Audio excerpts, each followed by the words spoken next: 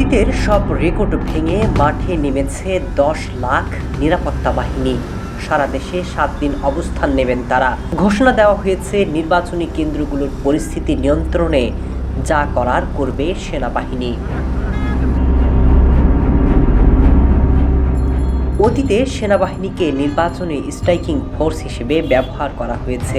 একমাত্র ম্যাজিস্ট্রেটের নির্দেশে সেনাবাহিনী বল প্রয়োগ করতে পারত। তবে এবারের নির্বাচনের আগে সেনাবাহিনীকে যে বিশেষ ক্ষমতা দেওয়া হয়েছে তাতে ম্যাজিস্ট্রেসি পাওয়ার নিজেরাই দেখাতে পারে, যার জন্য ঘটনাস্থলে সেনাবাহিনী সর্বোচ্চ ক্ষমতায় থাকবে।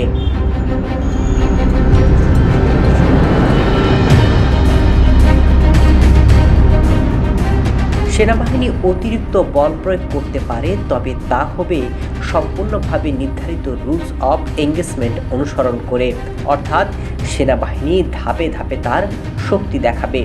সেনাপ্রধান আগেই জানিয়ে দিয়েছিলেন, যদি ক্ষমতা নিয়ে দলগুলো বিভেদ সৃষ্টি করে, দেশের পরিস্থিতি ঘোলাটে করে তাতে নিজেরাই বিপদে পড়বে। আমার ধারণা যে আমরা সবাই মিলে কাজ করলে খুব শিগগিরই পরিস্থিতি। সময় মাত্র 2 দিন, এর মধ্যেই দেশের আনাচে কানাচে চলছে অভিযান।